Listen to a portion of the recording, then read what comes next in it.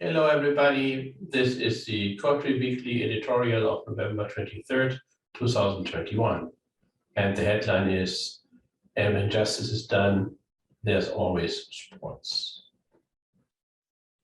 3 months before the Olympic and Paralympic Games will commence in and around Beijing, the city is already starting to morph into a bubble, with only one flight per day from other Chinese cities to the capital and a much reduced number of the international arrivals.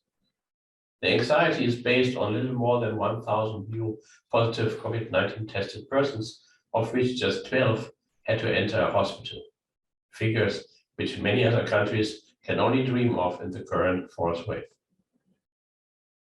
Before sinking into a depression based on the seemingly never-ending corona story, let's talk about something more uplifting: sport. Lao Tzu says in chapter 38 of the Tao Te Ching, when the Tao is lost, there's still goodness. When goodness is lost, there's still kindness. When kindness is lost, there's still justice. When justice is lost, there is ritual. Or paraphrasing Laurie Anderson's famous song, Our Superstar, and if justice is gone, there's always sports. Growing up in Berlin in the northern German lowlands, I myself are as interested in winter sports as most of the inhabitants of the host city of the Olympic and Paralympic Games, Beijing. Not at all. Curling is, at least for me, the only exception, as there's nothing so soothing than watching on TV, preferably in the middle of the night and in the company of a wee dram of single malt adults frantically using scrubbers to move the loofies of their team a bit closer to the goal painted onto the ice. But football or soccer fascinates much more people around the world, including hundreds of millions of Chinese closely following the English, Italian, Spanish, and German football leagues.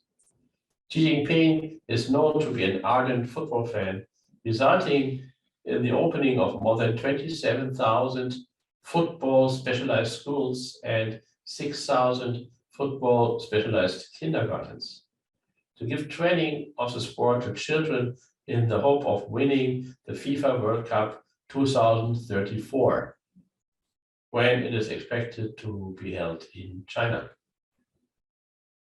The Chinese men's national football team currently ranks 75th internationally and has appeared in the FIFA World Cup until now only once, in 2002, when the tournament was held in Japan and South Korea.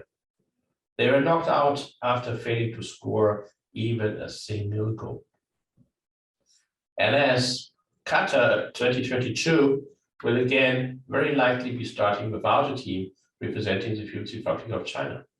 In the AFC third round qualification group for Qatar, China is currently at the penultimate position in the table.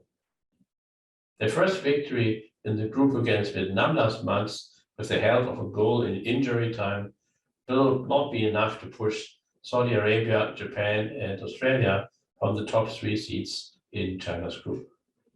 Consequently, the agony of Chinese football fans seeing their team failing to win against teams from countries with less than 1% of the population of China is continuing, if they are lucky enough to have a stable supply of electricity for their TV, which has not always been the case in many cities in China in the last weeks.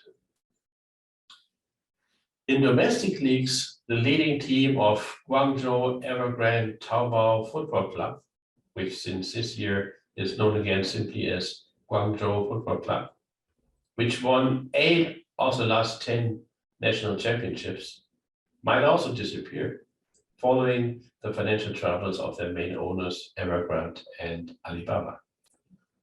Last year, the Chinese Football Association already ended the big spending era of China's domestic soccer by imposing strict salary caps, making it not attractive anymore for foreign star players to move to China. For the global tourism industry, we can see that turning challenges into opportunities, this will probably mean that the interest in visiting famous international football stadiums in England, in China, in Germany, in Spain, and other destinations, and the demand for football summer camps for young Chinese players will be further increased once the outbound tourism source market starts to function again. With that, all best wishes from me, Professor Dr. Wolfgang Georg Alt, CEO of COTRI China Outbound Tourism Research Institute, and the entire COTRI Weekly team. Stay healthy and have a successful week.